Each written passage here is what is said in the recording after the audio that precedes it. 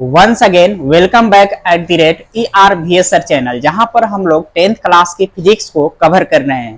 तो 10th class की physics को कवर कर रहे हैं तो आपको पता होगा, अगर आप पिछले लेक्चर को देखे होंगे तो आपको पता होगा कि हम लोगों ने कौन से चैप्टर को पढ़ रहे हैं 10th क्लास के फिजिक्स में। तो हम लोगों का चैप्टर है विद्युत धारा का चुंबकीय प्रभाव। विद्युत धारा का चुंबकीय प्रभाव जो हम लोगों का चैप्टर है, उसी को हम लोग पढ़ रहे हैं, magnetic effect of electric current. जो विद्युत धारा है जहां पर फ्लो होती है, जहां पर प्रवाहित होती है, उसमें चुंबकीय प्रभाव उत्पन्न होती है। तो यही चैप्टर है हम लोग पढ़ रहे हैं। तो पिछले लेक्चर में हम लोगों ने कुछ टॉपिक को कवर किया था, जैसे इलेक्ट्रिक मोटर क्या होता है, जिसको विद्युत मोटर कहते हैं, विद्युत मोटर क्या होता है वो हम लोगों ने पढ़ लिया था।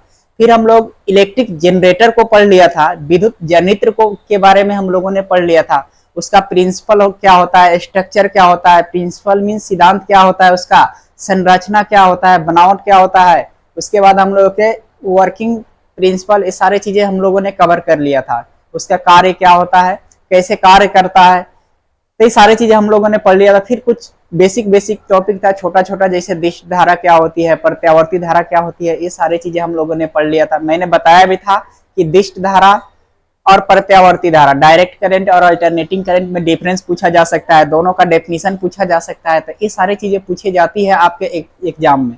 आज हम लोग क्या पढ़ेंगे, तो आज हम लोग पढ़ने वाले हैं, यहाँ पर आपको दिख रहा होगा कि घरों में उपयोग की जाने वाली बिजली।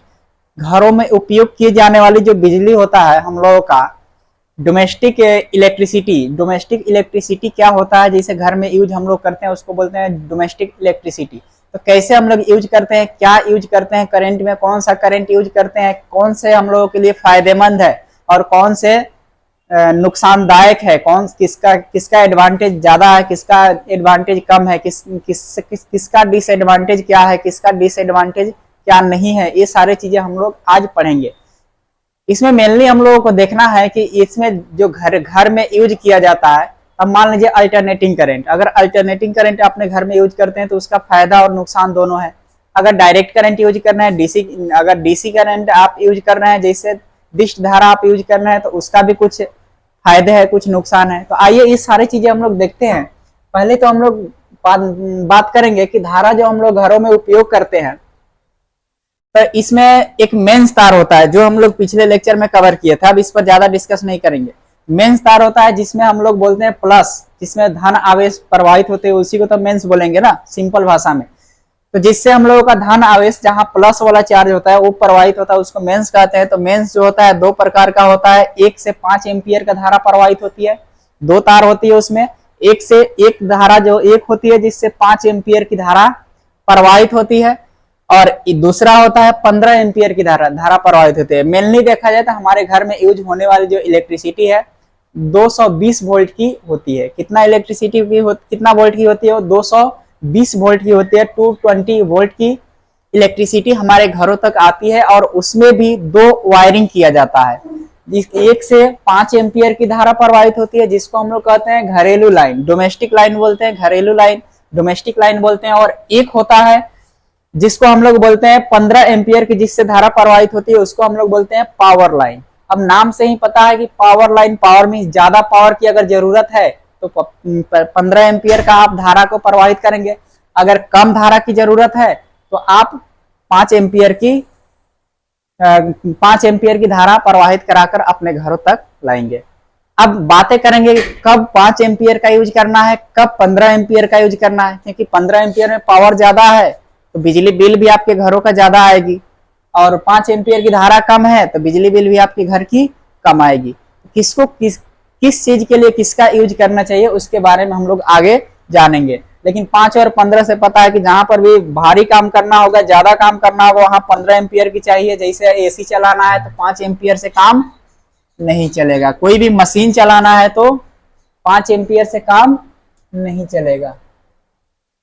अब देखिए यहाँ क्या लिखा हुआ है, ध्यान से देखेंगे कि विद्युत धारा को दो मोटे तार, जैसे कॉपर का, अल्युमिनियम का, कॉपर हो गया, अल्युमिनियम होगा, फिर से आप पैसे वाले हैं तो चांदी भी यूज कर सकते हैं, लोहा हो गया, ये सारे चीजों का यूज करते हैं। ऐसे पावर हाउस से ट्रांसफार्मर की सहायता से पोलों तक पहुंचाया जाता है। कोई भी पावर हाउस है, वहां से ट्रांसफार्मर की सहायता से पोल तक पहुंचाया जाता है। फिर अपने जहां पर भी डोमेस्टिक घर के आसपास में या जो भी छोटा सा शहर हो या मोहल्ला हो या गांव हो, वहां पर एक ट्रांसफार्मर फिर लगाया जाता है कि ज्यादा करंट आए तो वो रोके, कंट्रोल करे, या कम करंट आए तब भी कंट्रोल करके धारा को प्रवाहित करे। कहाँ? गांव के अंदर, मोहल्ला के अंदर या गलियों के अंदर। इसमें लाल रंग ढके तार को विद्युन्मय तार कहते हैं, जिसको मेंस बोलते हैं। लाल रंग से ढके तार को क्या बोलेंगे? विद्युन्मय तार। तथा काले रंग से ढके तार को हम लोग क्या कहते हैं? उदासीन तार कहते हैं। समझ गए? जो रेड कलर होगा उसको क्या बोलेंगे हम लोग? विद्युन्मय। और जो काले कलर का होगा उसको हम लोग क्या कहेंगे? उदासीन तार। इन दोनों के अलावा एक और तार होती है जिसे भू तार कहते हैं, अर्थिंग वायर। जैसे पहले के समय में ये होता था, पहले पोल से मेरा एक ही करंट आता था, एक ही तार आता था, जिसमें मेंस तार जो विद्युन्मय तार है उसी से हम लोग करंट लेकर आते थे और एक जमीन के अंदर गाड़ देते थे। एक जमीन के अंदर हम लोग गाड़ देते थे, जमीन से हम लोग अर्थिंग लेते थे, तो वही लिखा हुआ है अर्थिंग वायर, अर्थिंग के लिए। लेकिन अब दोनों तार वहीं से आता है, अर्थिंग के लिए भी और विद्युन्मय के लिए भी। तो यहाँ समझ गया, जो विद्युत रोधी पदार्थ से ढका होता है, तो ये तार जो है क्या है? विद्युत रोधी पदार्थ से ढका होता है। घरों में दो परिपथ बनाए जाते हैं। पहला 5 एम्पियर के उपकरण के लिए अलग, जैसे आपको बल्ब जलाना है, ट्यूबलाइट जलाना है, उसके बाद फैन चलाना है। तो छोटे छोटे बेसिक बातें हैं, जैसे आप आयरन भी यूज कर सकते हैं। तो ये छोटा छोटा चीजें है, छोटा छोटा उपकरण हो गया, डिवाइस हो गया, बल्ब हो गया, ये सारी चीजें चलाने के लिए आपको कितना एम्पियर के तार की जरूरत होती है? 5 एम्पियर के धारा को उस तार से प्रवाहित करते हैं। और दूसरा तार जो होता है उसमें 15 एम्पियर के उपकरण के लिए लेकर आते हैं। 15 एम्पियर के जो भी उपकरण है, जो 15 एम्पियर के धारा से ही वो चल पाएगी, तो उसके लिए हम लोग एक तार लेते हैं, जिससे हम लोग क्या चलाते हैं? हीटर चलाते हैं, रेफ्रिजरेटर चलाते हैं, एसी चलाते हैं, या कोई भी मिल होता है जिससे ग्राइंडर मशीन हो गया बड़ा बड़ा, तो वो सब चलाते हैं। तो हम लोग कौन सा यूज करते हैं? 15 एम्पियर का करते हैं। तो ये मेनली देखा जाए तो 15 एम्पियर वाला जो 15 एम्पियर का जो धारा वाले तार होता है, जो 15 एम्पियर का जो घरों में धारा का यूज किया जाता है, तो मेनली देखा जाता है तो ज्यादा लोग बिजनेस पर्पस से यूज करते हैं। बिजनेस पर्पस से यूज करते हैं, नहीं तो अगर पैसे वाले हैं तो कोई अलग अलग बात है। तो इसको मेनली बिजनेस पर्पस वाले लोग जो होते हैं वो इसका यूज करते हैं।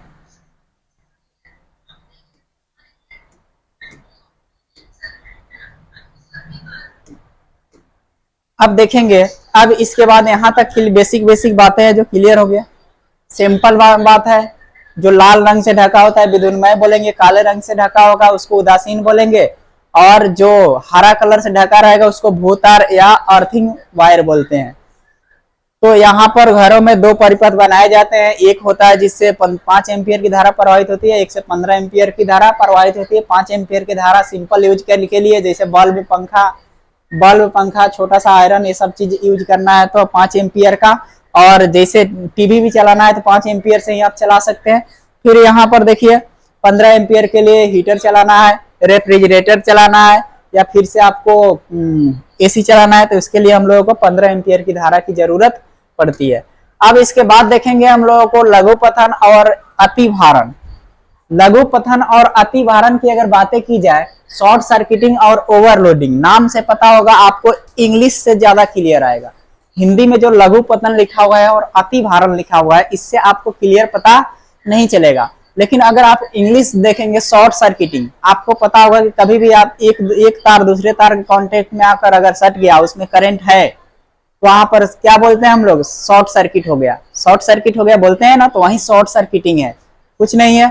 कोई भी कारणवश कोई भी दो तार है एक दूसरे के आ जाए, संपर्क में आ जाता है, तार क्या होता है? जलना स्टार्ट हो जाता है, उसमें स्पार्किंग स्टार्ट हो जाता है, आग निकलना शुरू हो जाता है, जिसके वजह से तार खराब हो जाती है।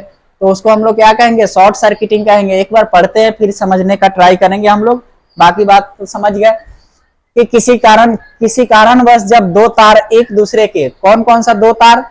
एक भू तार होगा जो ग्रीन वाला, हरा वाला, और एक विद्युन्मय तार लाल वाला। जब दोनों तार एक दूसरे के संपर्क में आ जाती है, जिसके कारण परिपथ का प्रतिरोध शून्य हो जाती है, परिपथ का जो प्रतिरोध है शून्य हो जाती है, तथा उस परिपथ में अधिक मात्रा में धारा प्रवाहित होने लगती है, जिसे लघु पथन कहते हैं। समझ गए? बहुत ही अधिक मात्रा में दोनों एक दूसरे के संपर्क में आने के बाद बहुत ही अधिक मात्रा में धारा प्रवाहित होने लगती है। उस समय जो रेजिस्टेंस है, प्रतिरोध है, प्रतिरोधकता जो है उस तार की, दोनों तार की क्या हो जाती है उस समय कांटेक्ट में आने के बाद शून्य हो जाती है और उसमें बहुत ज्यादा मात्रा में धारा प्रवाहित होने लगती है। उसको हम लोग बोलते हैं लघु पतन, शॉर्ट सर्किटिंग कहते हैं।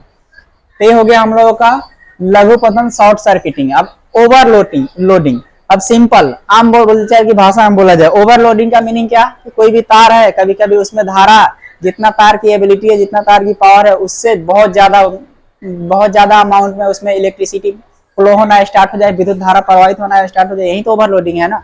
अब आते हैं फिजिक्स के लैंग्वेज में, हम लोग क्या कहते हैं, हम कोई भी परिपथ तैयार करने के समय, कोई भी परिपथ तैयार करने के समय तार की प्रकृति का चयन करते हैं कि तार किस प्रकार की है, क्या उसका क्वालिटी कैसा है, प्रकृति का हम लोग चेक करते हैं, चयन करते हैं। उसमें प्रवाहित विद्युत धारा के महत्तम मान पर निर्भर करता है। इसके अनुसार करते हैं, कभी कभी इसी तार के अंदर प्रवाहित विद्युत धारा उसके महत्तम मान के सीमा से बढ़ जाती है, तब हम इसे अतिभारण ओवरलोडिंग कहते हैं। सिंपल बात है कि जब भी हम लोग कोई भी अगर तार खरीदते हैं तो हम लोग जैसा पैसा लगाते हैं उस पैसे के अकॉर्डिंग हम लोग देखते हैं कि वो जो तार है, तार का क्वालिटी कैसा है, तार का क्वालिटी कैसा है, क्या तार में हम अगर हीटर चलाते हैं तो वो तार सह पाएगा कि नहीं सह पाएगा मेरे हीटर के पावर को और इलेक्ट्रिसिटी को। तो क्वालिटी पर डिपेंड करता है कि तार की प्रकृति पर। कभी कभी होता है कि तार तो मैंने अच्छा क्वालिटी का भी लगा दिया, लेकिन उसमें का भी एक एबिलिटी होता है कि वो कितना करंट उससे होकर पास करेगा कि वो पास आसानी से कराएगा, वो खराब नहीं होगा, यानी कि उसमें किसी प्रकार की प्रॉब्लम नहीं आए। तो कभी कभी आप उसका क्षमता है 5 एम्पियर पास करने की, आप उसमें 15 एम्पियर का तार पास करा दें, 15 एम्पियर का विद्युत धारा पास करा दें, क्या होगा, ओवरलोडिंग हो जाएगा, तार खराब हो जाएगी, जल जाएगी। समझ गए। जैसे मेरा समझिए कि मेरा एबिलिटी है कि 10 केजी का कोई चीज उठाने का, अब मेरे सर के ऊपर लाद दिया जाए कितना, 1 क्विंटल का, क्या मैं खड़ा हो पाऊंगा, नहीं हो पाऊंगा। तो वही ओवरलोडिंग है, यानी कि मेरा जितना एबिलिटी है उससे पार कर जाना, यानी कि उसके महत्तम सीमा किधर गया, महत्तम मान के सीमा से बढ़ जाती है विद्युत धारा का प्रवाह, तो हम लोग इसको क्या कहते हैं, ओवरलोडिंग हो गया। क्लियर है। ये सब बेसिक बातें हैं, ये सब थ्योरेटिकल है आप, लेकिन हाँ क्वेश्चन पूछा जाता है, माइंड में याद रखेंगे, बहुत ही ज्यादा इंपॉर्टेंट है। क्या है, इंपॉर्टेंट है, आपका एग्जाम पॉइंट ऑफ व्यू से दोनों ही बहुत ज्यादा इंपॉर्टेंट है, माइंड में सेट कर लीजिए। लघु पतन, अतिभारण, शॉर्ट सर्किटिंग हो गया, ओवरलोडिंग हो गया, लघु पतन और अतिभारण, फिर से विद्युत फ्यूज हो गया। ये सारे चीजें पूछी जाती है, घरों में वायरिंग की जाती है, तो अल्टरनेटिंग करंट का यूज करते हैं, पैरेलल कॉम्बिनेशन में जोड़ते हैं, जो इलेक्ट्रिसिटी में मैंने बताया था। यहाँ तक क्लियर है। अब इसके आगे की अगर बातें कर रहा हूं तो आगे देखेंगे। अब आगे हम लोगों का क्या है, यहाँ विद्युत फ्यूज है, तो फ्यूज भी मैंने इलेक्ट्रिसिटी चैप्टर में बता दिया है। जो विद्युत चैप्टर हम लोगों ने पढ़ा था तो उसमें फ्यूज के बारे में डिस्कस कर दिया था, फिर भी यहाँ पर आ गया। यहाँ बेसिक बातें जान लेते हैं कि फ्यूज क्या है। फ्यूज का काम यही है कि मेंस तार में जोड़ा जाता है, मेंस तार, विद्युन्मय तार, जो लाल वाला तार होता है उसी में इसको जोड़ा जाता है। इसका मेनली काम है हमारे घरों के अंदर लगे उपकरणों को बचाने का।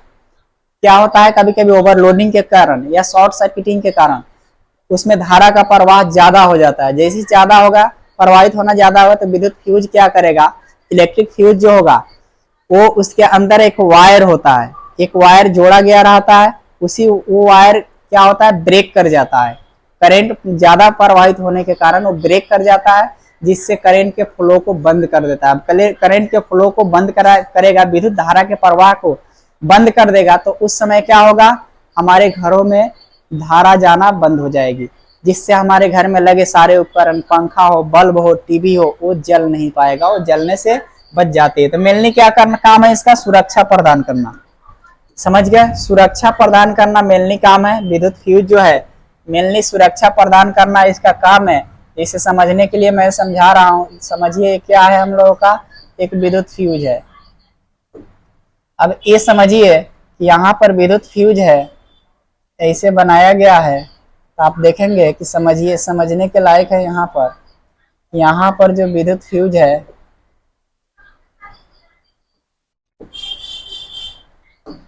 इसी में एक तार कनेक्टेड रहता है, एक तार जो है इसमें क्या रहता है, कनेक्टेड रहता है।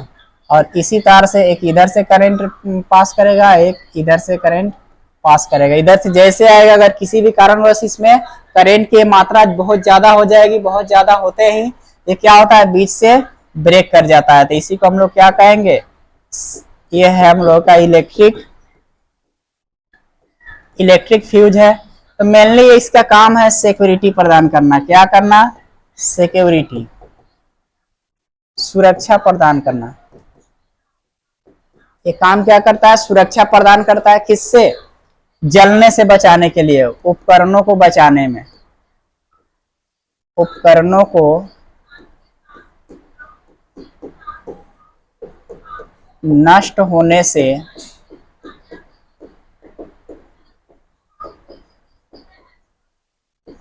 बचाने का काम करता है। कब करता है, जब शॉर्ट सर्किटिंग हो, जब शॉर्ट सर्किटिंग हो या फिर से ओवर लोडिंग हो। जब वायर के अंदर क्या हो, शॉर्ट सर्किटिंग होगा या ओवरलोडिंग हो जाएगा तो उस समय ये जो विद्युत फ्यूज ही है कि हमारे उपकरण को बचाता है। अभी तो एमसीबी भी आ चुका है। तो यहाँ तक क्लियर है। तो देखिए एक बार, वैसी युक्ति जो किसी परिपथ में अति भारण या लघु पतन होने पर सुरक्षा प्रदान करता है, उसे क्या कहते हैं, विद्युत फ्यूज कहते हैं। इसकी प्रतिरोधकता उच्च तथा गलनांक बहुत कम होती है। प्रतिरोधकता क्या होती है, हाई होती है, उच्च होती है, और गलनांक क्या होती है, कम होती है। इसे हमेशा विद्युन्मय तार लाइव वायर के साथ हम लोग श्रेणी क्रम में जोड़ते हैं। इसको क्या करते हैं, श्रेणी क्रम में जोड़ते हैं, ताकि ठीक है, हाँ माइंड में रखेंगे। इसको कहाँ जोड़ते हैं हम लोग, श्रेणी क्रम। हमेशा किस में जोड़ते हैं, श्रेणी क्रम में, यानी कि सीरीज कॉम्बिनेशन में। इसका जो कॉम्बिनेशन करते हैं, सीरीज कॉम्बिनेशन करते हैं। तो ये हम लोगों का था विद्युत फ्यूज। यहाँ तक क्लियर है। अब इसके बाद लास्ट टॉपिक है हम लोगों का, ध्यान से देखेंगे। अब ये जो लास्ट टॉपिक है, लास्ट पॉइंट है, इस बहुत ही ज्यादा इंपॉर्टेंट है। विद्युत के उपयोग से संबंधित कुछ सावधानियां। जैसे हम लोग विद्युत धारा उपयोग करते हैं, हम अपने घर में जब अल्टरनेटिंग करंट का यूज करते हैं, तो उस समय हम लोगों को क्या क्या सावधानियां बरतनी चाहिए, क्या क्या ऐसा सावधानी है जो बरतनी चाहिए, या कभी कभी किसी को करंट लगे उस समय आप क्या सावधानी बरतेंगे जिससे उसका जान भी बच जाए और आपका भी जान बच जाए। नहीं तो बहुत लोग क्या करते हैं कि जैसे किसी को करंट लगा, जाकर हाथ पकड़ कर खींचते हैं, तो बचाने गए उसको तो वो तो मर ही रहा है, साथ साथ खुद भी साफ हो जाएंगे। तो ये काम नहीं करना है। उसी के लिए यहाँ पर कुछ सावधानियां लिखा हुआ है। तो इसमें देखेंगे पहला सावधानी क्या है हम लोगों का। फर्स्ट की अगर बातें करें तो फर्स्ट है स्विचों, प्लगों, सॉकेटों एवं जोड़ा पर संबंधन अच्छी तरह से होना चाहिए। जोड़ा का मतलब है कि जब भी हम लोग कोई भी यहाँ पर एक सर्किट तैयार कर रहा हूं, यहाँ पर मैं क्या कर रहा हूं, एक सर्किट तैयार कर रहा हूं।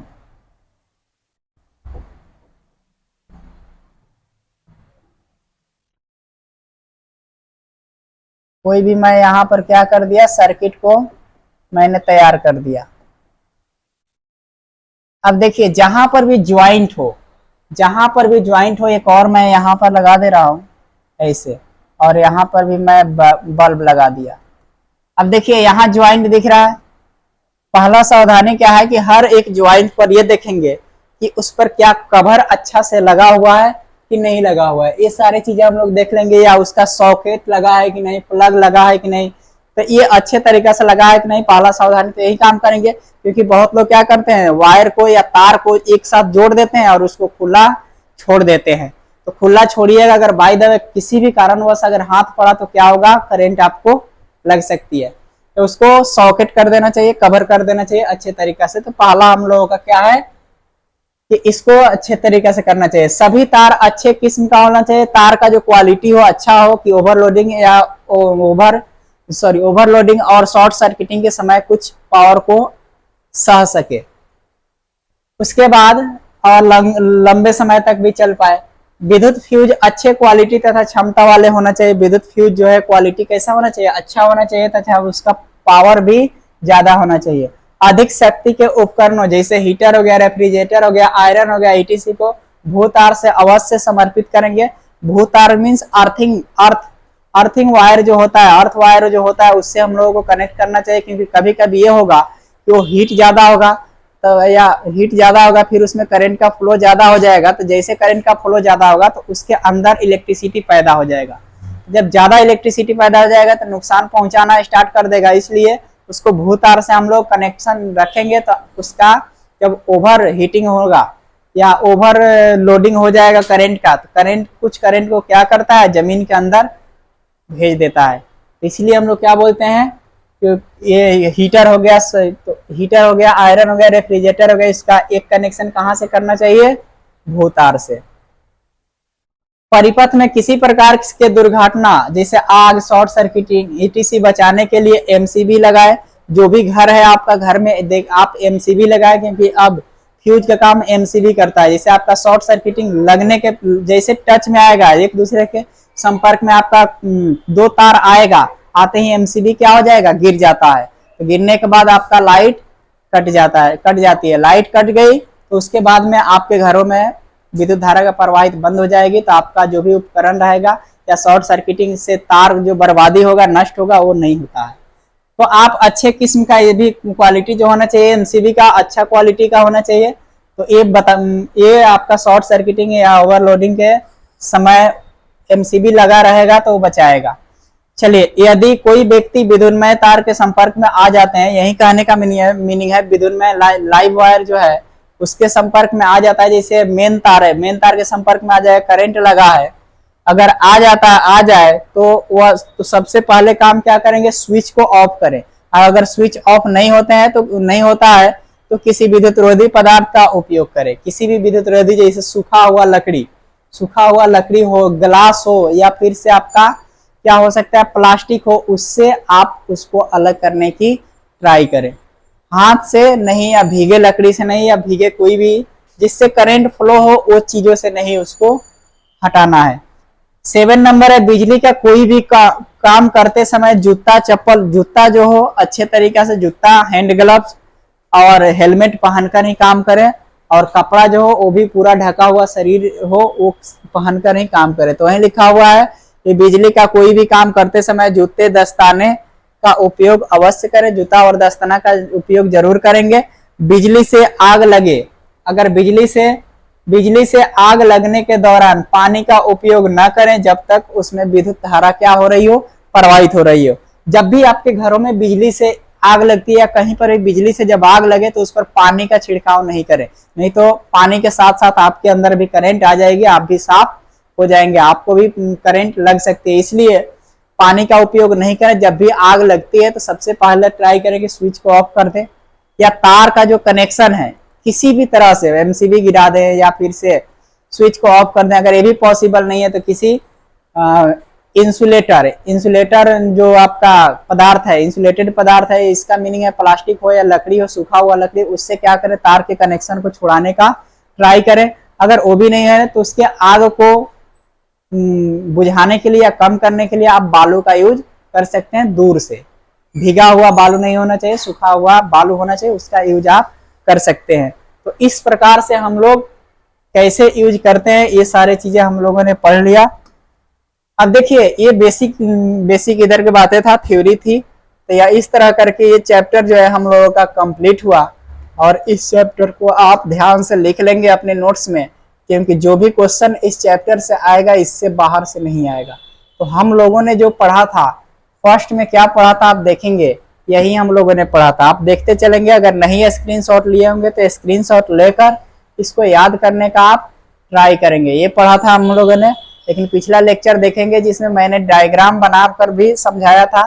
ये तो पीपीटी फॉर्मेट में है, तो फिर भी आपको दिखा रहा हूँ। इस तरह से करके हम लोगों ने पढ़ते चले गए थे, ध्यान से देखते जाएंगे। ये सारे चीजें हम लोग कवर पिछले लेक्चर में कर चुके हैं।